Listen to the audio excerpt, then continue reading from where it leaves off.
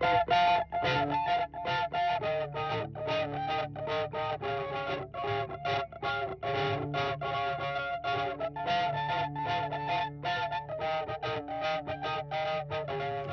to Soundbite, the podcast where we talk to interesting people in the Maritimes about their stories and current issues. I'm Caitlin Dutt, one of your co-hosts. And I'm Tim Porter. Okay, Caitlin, it's Jack Carr week. Yes, it is. The first of the Carr brothers. I don't know when the other two will come on, but we've got the first one. Right. Yes, well, we could have had all three, but I was thinking we could probably spread them out over 3 hours if we do it this way. Yeah, exactly. Instead of 1 hour. Kind of a special extended edition. If your special interest is political families in New Brunswick, you can just watch one episode back to back to back. Right. So we have Jack Carr, who's the realtor, along with his brother Jeff, and he is a former politician and a former radio broadcaster. And an all-around nice guy. I don't know what else he is. One of the hosts of the Carr Brothers show. Well, yes, that's a given. Yeah, it's a given. Yeah, the three brothers. You've been doing that for about 5 years, Jack. Yeah, we started. Well, thanks both of you, Caitlin and Tim, for having me on the show. Great to see you again, Tim, because you've been on our show a couple of times. But we started back in. I think it was around it was during COVID. I believe it was 2020. That spring, because we were all locked down, and we said, guys, let's do. We had been chatting about it leading up to then, but scheduling and trying to see how best to be able to pull off a podcast and a TV show. It just came together because we were all locked down, and we said, let's start doing the show. And Jody and I both have been longtime friends with Patrick Watt, who is the president and CEO of CHCO TV, based in St. Andrews, New Brunswick, and New Brunswick's only independent TV channel. So we were able to broadcast on CHCO, plus on Facebook, and 5 years. It's hard to believe where the time goes. We're over 150 episodes. It's a weekly show, and we take July and August off as well. Yeah. Very impressive. Have you had any prize guests that you're particularly proud of? Yeah, well, all of the guests have been so unique and so special in all of their different ways, but some things that stand out. Well, we were able to nail down Frank McKenna, and that's not easy because he just doesn't do interviews every day. He's selective and his time constraints and things like that. But I remember we had him on the show, and that was excellent. That was a great show, and animated and stories, and emphasized and reminded us of how well liked of a premier he was.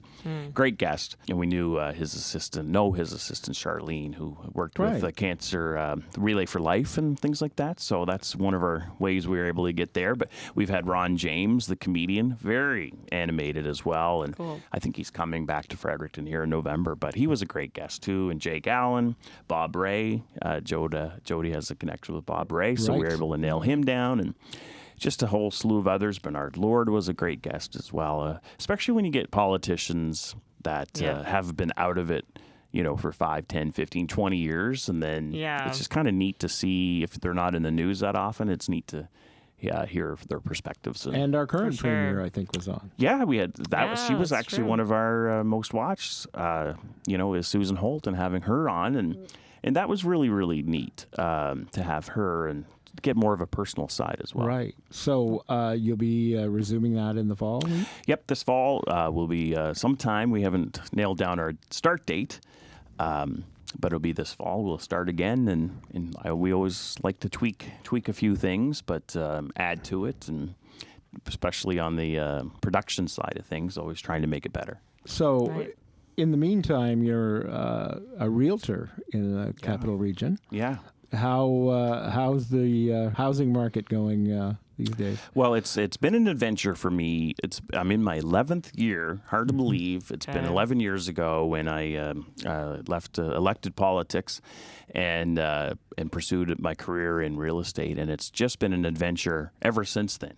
My very first full year, I had 52 sales. The average is around 6 to 12 back then for a brand new realtor. So I had 52 sales in my first full year, and it just hasn't stopped since then. That's great. Been very fortunate that, when I left elected politics, I had a good rapport with constituents and, my network of people, and also with my brothers. That helped leverage that too.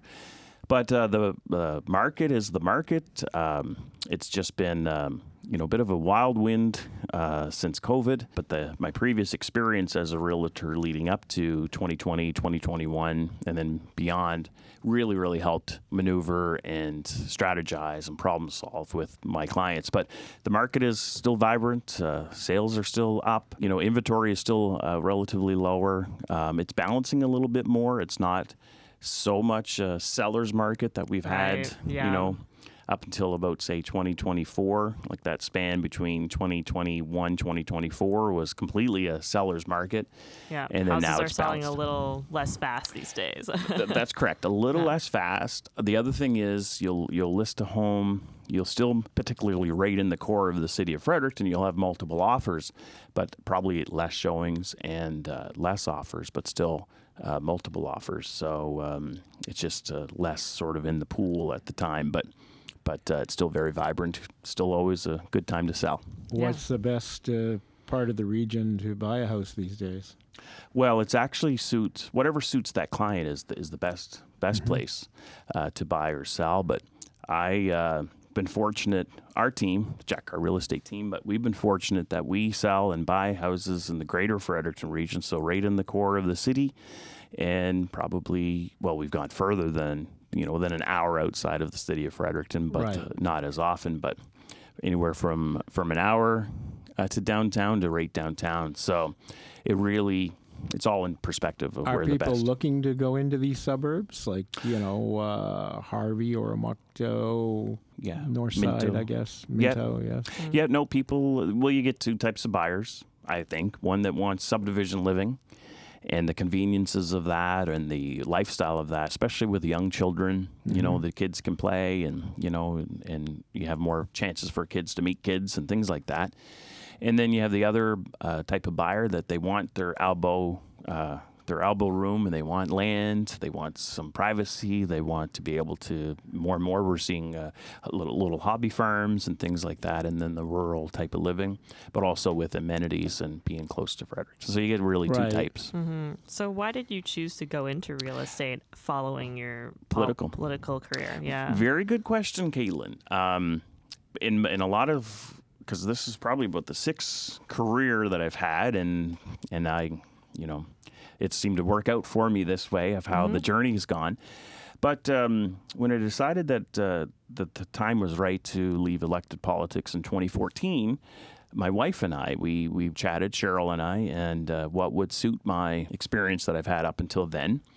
As you know, you mentioned I was a reporter and then a communications director, and then for private, nonprofit, and government, and then also in elected politics. So where would my experiences fit in a career, and also what network did I have? So I think I, felt like I still had a pretty broad range network of people that knew and liked me.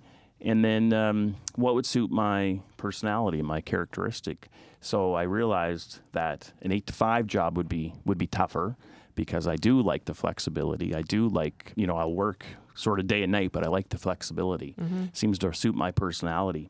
And so Cheryl, who was 15 years at the time, 10 to 15 years into mortgages, she was a mortgage specialist with Royal Bank. And she knew, how my personality of being a problem solver was one of the characteristics of a real estate agent would suit. So that's how we, explored, and I wanted something that would keep me flexible with other things that I'd like to do as well, and hobbies, and that's how we did that and jumped into that, and really leaned on a lot of her experience, and just went from there. Like I said, my first full year, I had 52 sales, and then it just kept growing from there, and we've been growing ever since. Yeah, definitely worked out. Yeah. But I know that I'm curious. I don't know if Tim's curious, but it's kind of crazy to me how all three of the Carr brothers have been in politics. Yes. Did you ever did you grow up wanting to be politicians, or did it just kind of happen that way? Well, that's another great question. And really, Jody paved the way in a lot of ways, because he took model parliament in high school. Jody and I are twins, so we were in obviously the same grades together.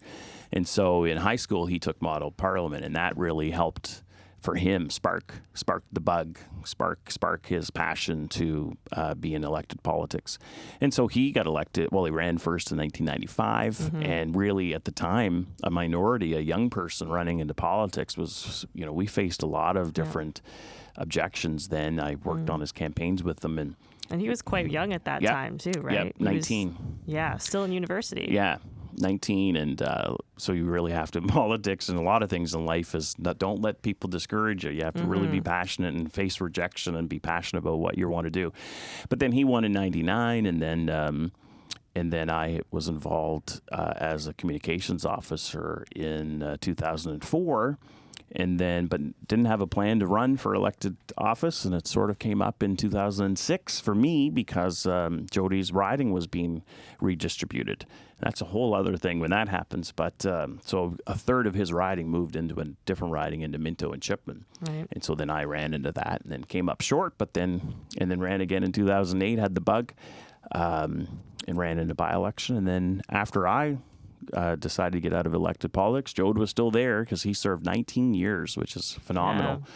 And then Jeff ran in my seat, and then he got elected. So, but when Jody and I got elected, when I got elected in 2008, it's believed to be the first time in North American history that twins have sat in a legislature together. That's kind of cool. Yeah, very, very, and very, monumental. I should get a plaque or something somewhere. Something, I don't know what's happened. And then the three of us have never been elected at the same time. And then Jody and Jeff were together in the legislature. So, and then Jeff by himself at the end of it. So, but it was very historic to have a family. It's hard enough with one family member running, anyone that's running politics, whether it's municipal, provincial, or federal, but it's hard enough to have one family member as a family running. Because it's usually, all hands on deck. Everyone's helping the family member and your friends and family. And then when it was quite an adjustment in 2006, because then you're sort of splitting resources and things when you're running at the same time. So to have two family members running at the same time, you double the amount of people. Yep, because you're kind of losing some of the. So when I sort of left, I guess the traditional campaign with Jody, that was a void. But then he had Jeff, which was his riding president at the time. So, are you sure people aren't just checking Carr and not looking at the first name? Well, they could be. I know they could be because, like when I ran in 2006, Jody had such a great track record that they said, "Oh yeah, well if you're half as good as Jody, we're going to vote for you." And then I'm sure likewise with Jeff running and to replace me. And you all helped each other over the years. Oh yeah, Jeff was assistant to Jody and executive assistant and all that knowledge and experience. Sure, yes. Wow. So so we have about 35 years of combined elected experience together. So a colleague of mine who will go nameless told me a story about approaching, I think probably you at the Delta, and having a nice long conversation, and then by the end of the conversation realizing you weren't Jody. Well, yes. That must happen a lot. It does, and then that could have been early on because we just learned to cut that off right at the very beginning of the conversation. You're like, wait now. Because it's like you get into the when do you say, oh, by the way, because it's like you get further in the conversation. Yes. So it just gets more awkward to tell them. When you stop, and then we got better. It's just at the very beginning. I'd call, especially when Jody was a minister, I'd call, just looking for Jode, and minister, our voices. You can see differences and similarities, of course, as twins, but it's our voices that are very, very similar. And I'd call the minister's office looking for Jody. Oh, minister, you'll never guess today, blah, blah, blah, or something that could have been very confidential. And then I'd just cut in and say, oh, no, so-and-so, this is Jack, actually not Jody. Oh, Jack, sorry. But one time, see, when I was a reporter at the same time Jody was elected. So from... he was elected in 99 and then I was a reporter until 2004. But there's one story, and I think you guys had Paul Harpel on, actually, on your show. So Paul was as your listeners would know, Paul was a TV reporter for MITV and Global. Well, he was a reporter still. Jody was elected. I was on the radio station as a reporter, and I'd go and, to a lot of the same news events to report, and then Paul was there. Finally, we got chatting, and he clued in then that there's actually two of us. He said, I thought there's two of us. He said, you mean there's two of you? I said, oh yeah. I thought all this time, say it was a year or two. Yes. All this time that you were Jack on the radio, yes. but you were also Jody as an elected politician. So right. That was very interesting. Oh my goodness. I'm like, how cool that. Well, then people have to lose their seats when things like that has happened right. since then. But how cool would that have been? The moonlight. So write a book you about kind of promote the agenda subtly through the radio. I don't think that would work. So people get us mixed up all the time. That's so funny. That's fine. And then as we're getting older, me, Jody, and Jeff, people think we're all sometimes the same as well. So. Right. Yeah. But since you're all so well known, it must happen triple the amount of times as if you were just one person. So yeah. Because you were all on the golf course together yesterday, right? Oh yeah, we had a great day. We were the presenting sponsor, the Jack Carr Real Estate team, the presenting sponsor 2 years in a row. But nice. For the Fredericton Chambers annual golf tournament, and so we spend a lot of time together that way and at events and things. So Jode and Jeff and I, and then another agent on our team, Nick McMullen, was our fourth.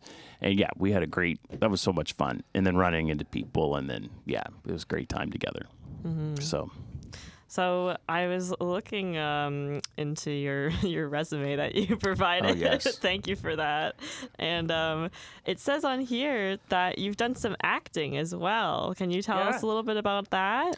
Well, I've always loved being on stage, and whether it's public speaking or performing, a lot of times it's kind of transformed into emceeing and things like that, and co-hosting events. But I always enjoyed being on the stage. And so I do have, I am a client of AMP Talent based out of Toronto, which is a talent agency. And I've gotten to do a few things. It's very, very hard not living in Toronto of doing a lot of auditions. That's the hard part.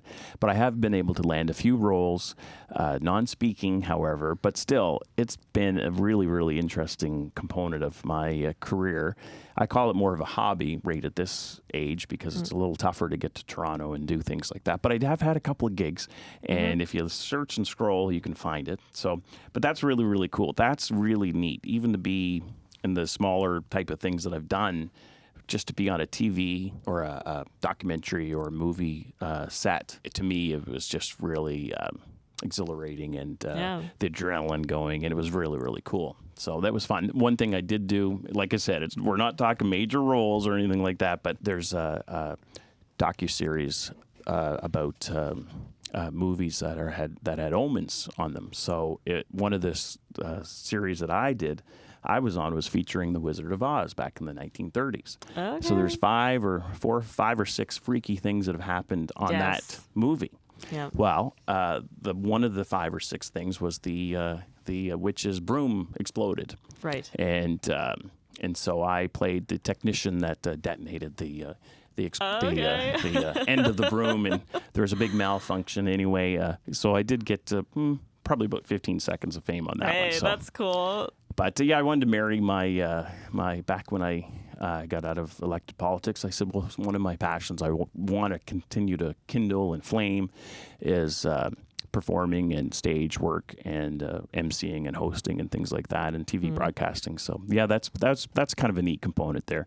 Really, at that back then I said, I want to put a demo reel together, and I shopped it out to some talent agencies, and one picked me up, and I think that's just been a great thing to kindle that passion. Yeah, that's pretty cool. You've spent and are spending now a lot of time with nonprofits. Mm-hmm. Tell us about some of those. Well, I've always, from when I could remember, is giving back and things like that. Our parents instilled that in different ways, and Jode and Jeff and I have always contributed to the community. So I continue to do that and help out with nonprofits. So a couple ones that are near and dear to me is the Village of Hope, which is men's and women's addiction center on 350 acres of land in Tracy. So I'm on the board of the directors for the Village of Hope, doing great work overcoming addiction. And the other one I'm really passionate about is waterfalls. So I'm director on the Oromocto River Watershed Association.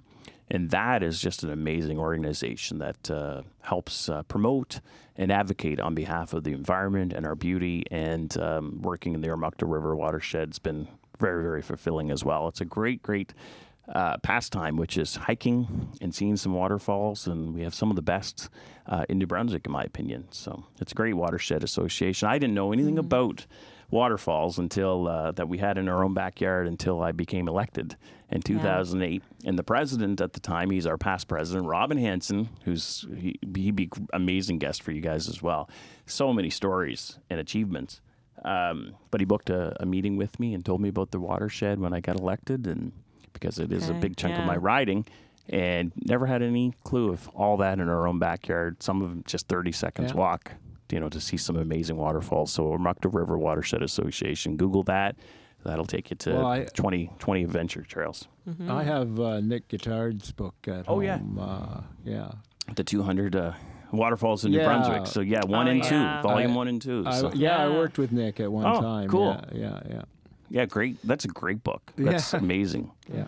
So those two organizations, I'm still involved there, and I love to help on that aspect of it.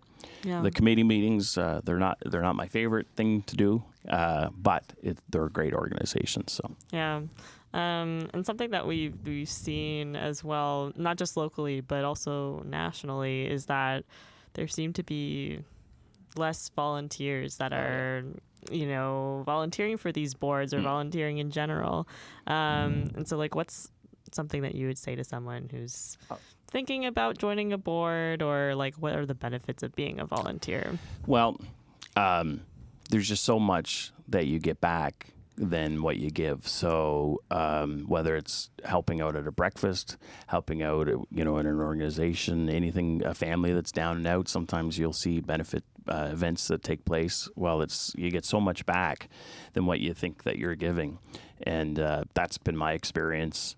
Sometimes if you're, a bit discouraged, down and out a little bit, getting a little bit of a lull, even 1 hour of helping out with something is really, really great for your mental health anyway as well, because you're giving back and then it just comes back tenfold. That's not why you do it, but it's very, very fulfilling that way. So I would just say, and it's a great networking avenue. So anyone breaking into a career or trying sales or helping out that way, it's a great networking avenue as well. Not that people are doing it for that, but that's another side benefit of that. So I would just say give as much time as you can.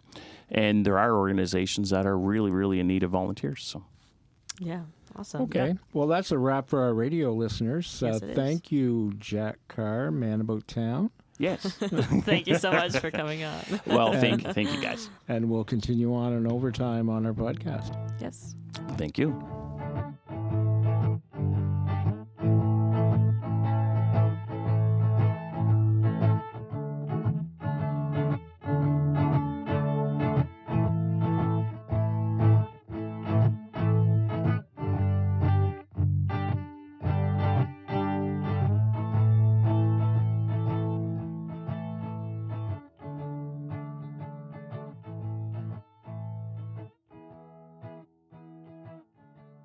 Okay, we're back with Jack Carr.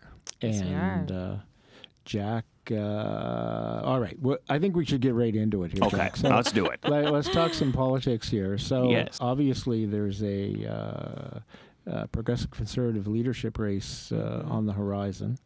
Are we going to see a Carr brother enter this race, Jack? Well, I can announce that you won't see Jack Carr enter the race. So that's right. so I can. Well, that's one down. That's one down. One down. That's one down. This point in my career, it's continue as we go on real estate and the Jack Carr real estate team, and that's 11 years now into that. And you can't take the pay cut. Well, that's sort of an issue, I suppose, with many people looking to enter politics. I know people. There's a whole argument on that. I know people will say, oh, they get paid too much, especially if you're on social media. They're not worth this. They get paid too much. But really, and I mean, I ran in 3 elections in 4 years, and I didn't see any big cash cow, I'll tell you that. I mean, very grateful for the salary. It was, certainly the best salary I had ever had. But it does cost a lot of your own personal money to run into elections. For sure. And so that's, I think, one of the things to try to attract more politicians would be, like anything else, any other profession is compensation. Yeah. That's a whole other debate and argument, but that's like any other profession. And I think we've partly have seen where that's what, to get more people into politics, there is a trade-off. There's a sacrifice for sure. Not only career-wise, you have to put your career on hold, but sometimes that can benefit you as well if you obviously leave with a good reputation. But to attract more candidates is looking at that. Yeah, I mean, there's also the aspect of social media these days too. There's a lot of haters out there, so that's also a factor I imagine that would go into somebody running for PC leader as well. Well, in any time in politics, whether it's a leadership or as even a candidate, you've got to have be prepared to face rejection, to face criticism. And I think and that's why it'll be interesting when you have Jeff on sometime, because he was the last elected Carr brother, and social media just got even more can be divisive and polarized and things like that. But that would be another factor, I guess, in someone deciding, because you're sacrificing a career path potentially, but also you're in really a huge arena that can get pretty tough. So we had Andrea Anderson Mason on talking a little bit about the future of the PC Party, and she was advocating, I guess, a little more of a progressive role for the party, and a little less on the ultra-conservative side that we kind of saw with the previous premier and his flirtations with Alberta and Saskatchewan and that sort of thing, and that brand of conservatism. What do you think about New Brunswick conservatism? Where's it going? Well, I'm hoping as well that and I believe that will take place, is more of a progressive side of the Progressive Conservative Party, a better balance. I think there should be a balance. When it's one side or the other, and not sure if that's the best for an alternative in New Brunswick. So I do like the direction as well. Of course, one of the reasons why I ran for the Progressive Conservatives in those elections in 06, 08, and 10 was because of the balance of progressive on our social policies and conservative in our fiscal policies. And I think that's makes up a lot of who we are as New Brunswickers. So we saw the results in the last election when it was less on the progressive and more on the conservative, and I think we've got some time that have been past us for some healing and things like that, and I think that, I guess the members will decide, I suppose, but I would like to see more of a balance as well. So you would have seen, having worked with Bernard Lord and then serving with David Allward, and I guess, even going back to the Hatfield years, there was a healthy dichotomy between the English and French within that party. Yeah. That seems to have eroded a bit. We didn't see too many, maybe one or two francophones elected from the PC side in the last 5 or 6 years. Do you think there's a chance of gaining that constituency back for the PC Party? Oh, yeah, I think so. And basically that's where people can't give up on the party, so that we can have an alternative, another party that respects all cultures and languages and backgrounds in our province. And I think we'll see that moving forward. I feel like there's a sense of getting back to our roots of a party. Basically, if you look at the history, and I'm not a history buff on our party, but our party amalgamated back in the day, way back when, of the conservatives and progressive side of things because they realized that there needed to be a combination of that, but also on official languages. I really believe that that's where a province with more than 2 languages now, but 2 official languages.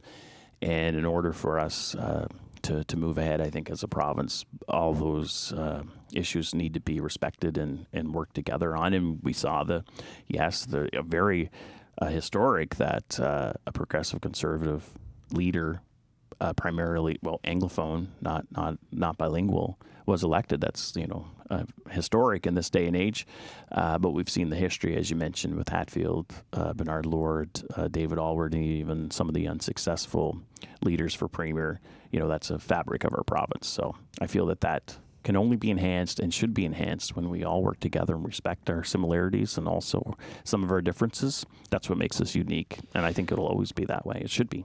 So we have one kind of semi-declared candidate right now, Danny Alain over in Moncton, who had been an assistant to Bernard Lord and then was the head of NB Liquor, appointed by David Alward.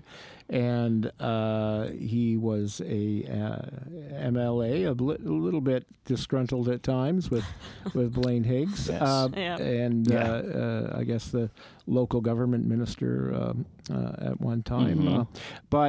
So Danny is getting close to declaring. Do you think there should be another candidate, maybe from St. John or Fredericton or the Western Valley, that would kind of run against someone kind of coming out of the Moncton region? Well, I think first it would be as if there's a calling on someone that would want to, at this point, put their name forward and see that there's a need for an alternative. So for me, I don't see it as necessarily a need to have a contested contest. I mean, they're more fun. You get more engagement. You get more people. But I think it'll work out the way that it's supposed to work out. If there's one candidate, that's fine by me. If there's multiple, then that's good as well.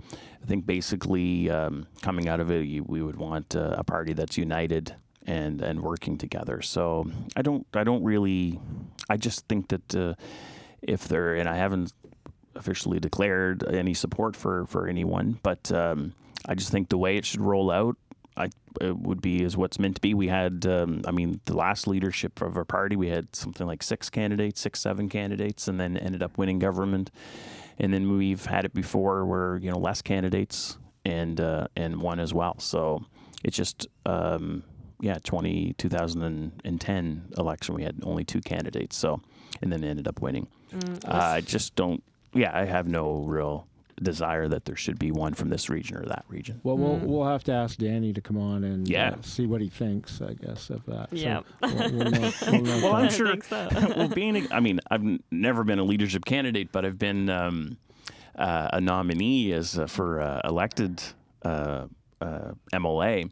And had that go. So in 2006, I had a contested nomination. Well, if I had my way, I wouldn't have had a contested nomination. I know it's great for the party, and the party brass love a contest. But and then I ended up actually losing by, although we were against the wave, but I lost by 200 and some odd votes, just 200 less, just a little over 200. Mm-hmm. And then in 2008, my by-election, I was uncontested. Okay. And I ended up winning that election by 200 and just a little over 200. So, but any candidate I would think would say, yeah, no, I'd rather not be contested. But be interested what Danny says. You raise a great point, Jack. In that I'm thinking back to some of the other leadership conventions, and I guess the one that David Alward won was kind of a 2-person race. That seemed to be a little more orderly. But there were a number of people for maybe when Bernard Lord won. And there were, as you say, 6 when Blaine Higgs won. And it was kind of... particularly, I guess, the one that Blaine Higgs won, it just seemed to be a waiting game, like whoever could, because there were different rounds of voting, and whoever waited around the longest to vote 2 or 3 times seemed to kind of win. And the conventions kind of, the way you vote often kind of leads to a certain end good for point. some, right? Yeah, good point, because then, and that was, you had to be physically there. Well, there were some satellite locations, but it wasn't a mail-in ballot, I don't think, or online or anything like that. So it was the art of, same with nominations and in the riding level, the art of keeping your people there, Right. and how to do that and keep them motivated and work the floor and think a couple steps ahead. And then now some recent leadership conventions, it's sort of Right. a lot of it's mailed in, and you don't have as much of that drama on the floor of who's going with who. And Yeah, I think Susan Holt won in a ranked ballot. Yes. And so everyone just kind of voted and 1, 2, 3, who are your picks, and and the computer tabulates. A little bit less drama filled. Well, there you go, and we see that in other aspects of technology where it takes a lot of the emotion out of it, but in the drama. But yeah. I just think I wouldn't necessarily recruit a leadership candidate just because, we need one from this region or that region. And we've seen, like as you mentioned, in 2010, David Allward and Robert McLeod, both sort of seen as being from Kings County and Carleton County, and didn't have the regional diversity as leadership candidates. And then we end up winning in 2010. David did a great job, bringing people together from all over the province. So that's the key. So is someone... David worked hard on his French, and yes, and he exactly, that's a good point. He continued on with he had a component of francophone language abilities during that leadership, but he continued on during his tenure as premier too, of learning, getting better. Yeah, he worked hard. And he traveled north and did the groundwork that you need to do. Sometimes you can't just stay in Fredericton. No, and we've seen now, and Susan Holt, and to her credit, is in their ministers is getting out into community events, whether it's at the local riding level, an MLA. That's a big, huge component. Yeah. Even more so, you're a minister, so you have to work almost as harder to be in your riding because of all the demands province-wide. But then her as a premier, I think that she's done a great job of being visible in the community.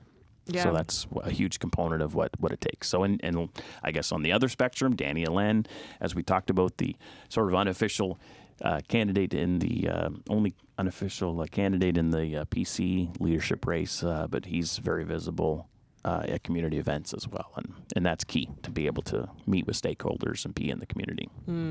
So, as someone with kind of an insider's perspective on the PC Party of New Brunswick, do you foresee there being more people who are for that more progressive leaning direction of the party, or more people for that more right leaning direction of the party? Because there's two ways it can go. Yeah. But it's hard to see which way it might go. Well, and I think that there's always have been people that are progressive conservative members that are more leaning conservative fiscally, and then some that are leaning more socially progressive, and you just sort of work together. This is just more of a topic because of the last couple elections being more conservative sort of driven.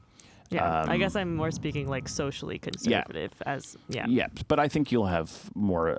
I still would like to think you'll have more of a balance of what it used to be like, which is more social progressives. I guess having more of an influence or more of a visibility, and just creating a better balance between, which is what the party had always been, which was socially progressive and fiscally conservative. So, I just think that that's the way it should go anyway, is having more voices around the table and working things out and seeking to understand and working together and sharing our commonalities and focusing on that. Maybe there will be another People's Alliance party one day. Well, oh yes, what happened to them? Yes, and we just kind of absorbed in. Yep, and we've got a long history of really ultimately in the long run, whether it's on the left side or the right side of not being as successful with those third type of parties. I mean, they add voices, but there should be a mechanism to have those voices in my opinion, in the two or three mainstream parties. Well, I mean, we have seen the collapse of the People's Alliance and the NDP. Well, I was going to get to that. I was saying the next. When was the last time they were? The NDP has not taken off since Elizabeth Weir. And what about the Green Party? Do you think the Green Party is still viable? I mean, they were at a high of 3 seats. Now they're down to 2. They don't quite have the same profile or oomph that they did with Higgs in power, I think, where the Liberals are a little more left-leaning there. Yeah, and I thought it was always for the taking there is on the environmental and that the green side of things. And yeah, the Liberals, and we were doing pretty decent too on, protected natural forestry and increasing that and other environmental policies. Right. But I mean, as an observer, I like David Kuhn as a person, of course, and very friendly, very nice. He'll always, come up and chat, and a lot of times willing to collaborate on issues, and really does know his riding and is there for his riding. But I just think as an observer, I think that the Green Party's gone as far as they have with him as a leader. That's just kind of a no-brainer that way. But if they continue to want him, that's up to the party, the Green Party. But I would think that there's still potential for the Green Party to have a voice and to shake things up. Now, just as an observer, I think, 3 elections or so, I think, as the leader, but that's up to their membership to decide. But kind of like, I guess, the NDP of the day with Elizabeth Weir, they really, she really grew the party. Same with David Kuhn and the Green Party. It appears that the membership will just sort of leave it up to him of when he decides that he does not want to be leader. So out of that, but we saw what happened after Elizabeth Weir was done, and then eventually over the last 15 years, the decline of that party. So. Yeah, they have a couple of pockets where in communities that are known to be progressive, right, like Sackville and downtown Fredericton, but seems to have stalled out a little bit, I guess, from most estimations. All right, well, I guess we're going to wrap up with Jack Carr, who's a realtor. A former politician we've established. Yep. A former broadcaster, a former spin doctor, which I forgot to mention in my spiel before. I know. Yeah, we did work together for a time, and so Jack, you've had a number of great careers. Yes. Which was your favorite? Which are you at your favorite right now, or was there a favorite that you can pinpoint? Yep. No, each one always turned into a favorite. So currently right now I'm at the best place I've been in my life or my career professionally, and also in my life personally. But every career I've had part of a staircase to the stepping stone to the next one, and just bringing it all with me. And I feel like I'm using all that experience as a reporter, as a broadcaster, as a communications officer, politician, and also communications in private, public, and nonprofit, brings me to where I'm at today, where we can help our clients so many different ways and problem solve and keep deals together and help them achieve their goals, but in different aspects. Different parts were a favorite, like in radio when I worked private radio. I mean, live radio in the morning, I'd fill in for Mark Roberts or Lee Watson, or in the morning show, and there's just the adrenaline rush of live radio and getting to do that, and all the experiences I had, and then as a politician, the different stories of helping people, and people coming to my office in tears because we were able to connect. And then now doing even the Carr Brothers show with Jody and Jeff, being able to collaborate on that has been a great experience as well. So there wouldn't be any one favorite. It's just all accumulated to quite an exceptional, probably a unique situation where I've had 5-6 different careers, and they've all intertwined but connected. And not many people could say they've had as many of the careers that I've had and been successful in every one of them, that I feel. So it's been quite a journey. So you're where you should be. Yes, that's correct, Tim. Yeah. Yes. Sounds like you're in a great place. Yeah, Happy for you. And where the future holds, I guess that's part of the adventure. All right. Yes. Well, thanks for coming in, Jody. Oh my gosh, no. You're welcome, Tom. We almost got through the whole episode. Oh, that's amazing. That's funny. That's great. Well, thank you guys, Caitlin and Tim. And Tim, we've known each other probably 30 years. You were a reporter with the Daily Gleaner when I started, and never forget the press gallery, how kind some of the veterans were, such as yourself, and some of the others have taken some skinny kid with glasses and big ears sort of under their wing in a way, in that institution of journalism.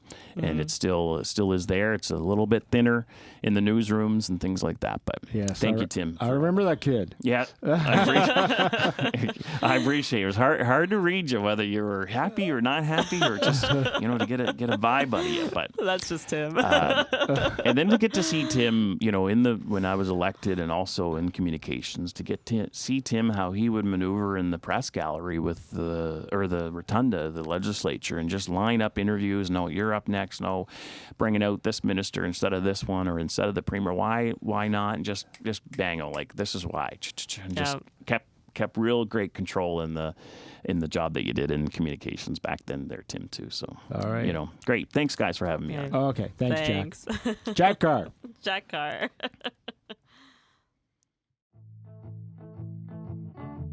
Thank you for listening to Soundbite, a production of Porter O'Brien and CHSR 97.9 FM. Special thanks to our podcast host, CHSR, our sound editor, March Rojas Velasquez, as well as Adam Porter, who provided our theme music. You can find all our episodes on Spotify and Apple Podcasts under Soundbite, and you can follow us on Facebook, Blue Sky, and Twitter at SoundbiteNB, as well as LinkedIn under Soundbite Podcast.